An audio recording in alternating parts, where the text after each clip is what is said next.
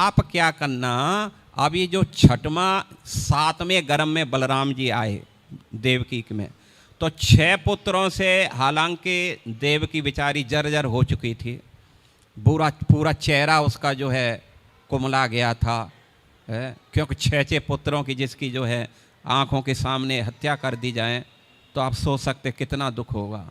लेकिन जैसे ही बलराम आए, हालांकि माता देवकी को बहुत दुख था, लेकिन जैसे ही बलराम आए तो हर्ष शोक विवर्धना, माता देवकी का जो सौंदर्य था मानो हजारों सूर्य उसके अंदर प्रवेश कर गए हैं, ऐसा उसका सौंदर्य बढ़ गया था। और जो है उसकी जो झुर्री पड़ गई थी, बिल्कुल शरीर जो है सूख गया था बलराम के आने से। एकदम माता देवकी जो है फिर से जो है बिल्कुल जैसी शादी हुई थी उससे भी और अच्छी बन गई थी, और मन में खूब आनंद हो रहा था उनको। बिल्कुल 6 बच्चों की जो टेंशन थी सब खत्म हो गई है। लेकिन हर्ष शोक कहा, उस समय भी थोड़ा शोक था। शोक क्या था? हर्ष तो हो रहा था कि ये मेरा जो बच्चा है ना, ये कोई साधारण बच्चा नहीं लग रहा है, लेकिन शोक इसी बात का हो रहा था कि दुष्ट कंस ने जैसे मेरे 6 बच्चों को मेरी आंखों के सामने मार दिया है, मौत के घाट उतार दिया है, कहीं ऐसा न हो कि 7वें बालक को भी कंस मार दे। इसलिए कभी कभी वो शोकाकुल हो जाती थी। तो भगवान ने कहा, माया से तुम क्या करो, उस बच्चे को लेकर के जाओ। भगवान ने बच्चे को जो है कहा कि जो रोहिणी है माता, ये भी वसुदेव की ही पत्नी है और बड़ी पत्नी है, इसलिए तुम जब उस बच्चे को लेकर के जाएंगी तो भगवान ने बच्चे का नामकरण भी कर दिया था पहले ही। ये भगवान है, कृष्ण बलराम दोनों क्या हैं? भगवान हैं। तो कृष्ण जो है उनका नामकरण कर रहे हैं। क्या नामकरण कर रहे हैं? तो बोलते हैं गर्भ संकर्षणात् वै प्राहु संकर्षण भुवि रामेति लोकरमणात् बलभद्रं बल उच्छयात्।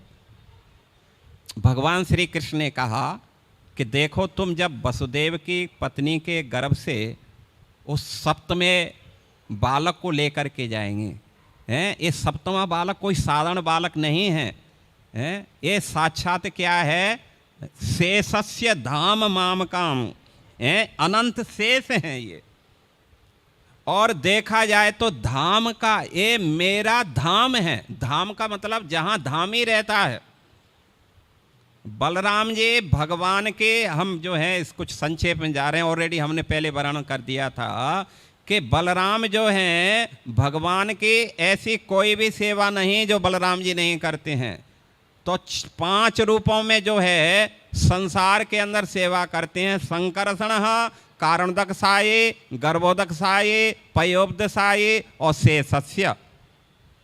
संकर्षण के रूप में जो है ये नाम यहाँ हो रहा है, संकर्षण है।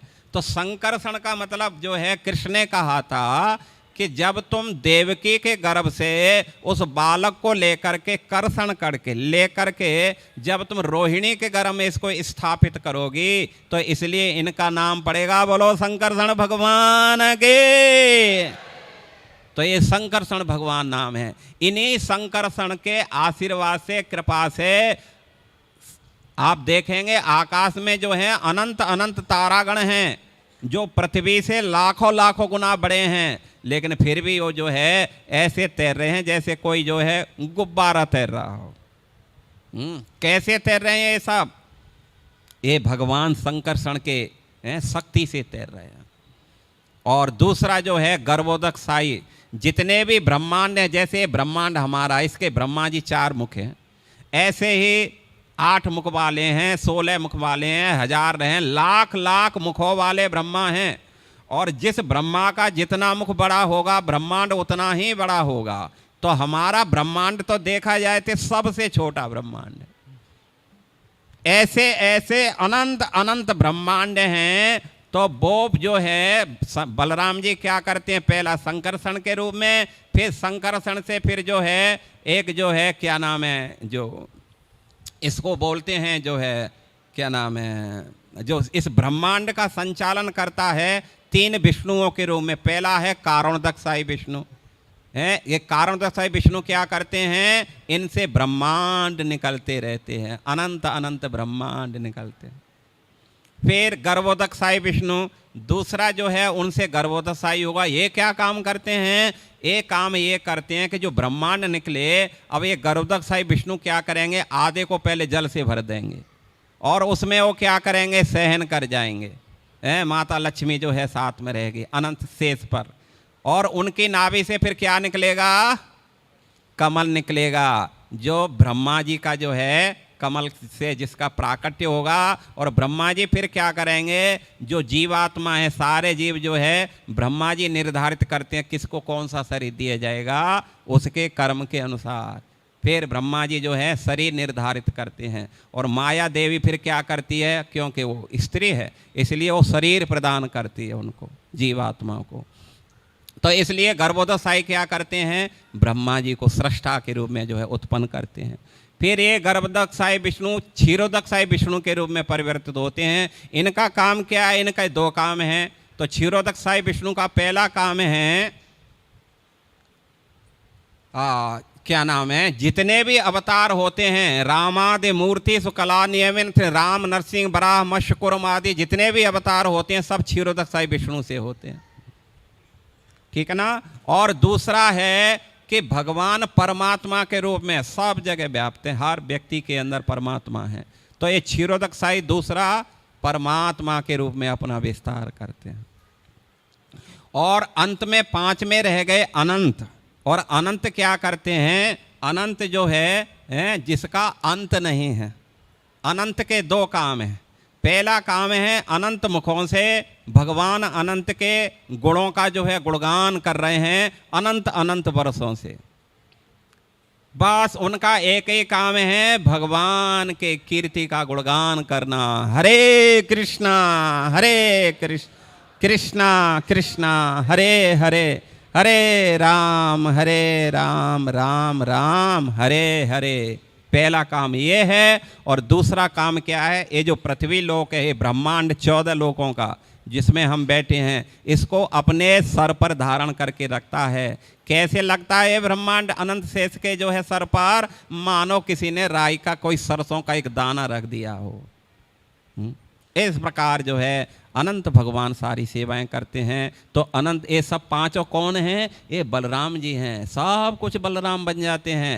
ये धाम धाम माम धाम, ये जो है मेरा धाम है। धाम का मतलब है बैकुंठ लोक, गोलोक आदि अनंत अनंत जो बैकुंठ हैं, बलराम जी का ही एक्सपेंशन है, उनका ही जो विस्तार है। और उन धाम में भगवान के लिए जो भी सामग्री है वो भी बलराम ही बनते हैं। हर चीज़ बलराम बन जाते हैं। भगवान का जो है सैया है, बेड जिसको बोलते हैं, पादुका है, छत्र है, छामर है, बर्तन है, कीर्तन का सामग्री है, अन्य अन्य जो कुछ भी सोच सकते हैं, सब कौन बना है, बलराम जी बनते हैं। आप सोच लो सेवा का, हालांकि ये भगवान है लेकिन सेवा का कितना भाव है। जो सेवक होते हैं वो ही भगवत धाम में प्रवेश करते हैं। जो मालिक होते हैं वो तो जो है नीचे के लोक में प्रवेश करते हैं। वहाँ मालिकों की मालिक नहीं जाते हैं, वहाँ कौन जाते हैं, जोर से बोलो, कौन जाते हैं, सेवक जाते हैं।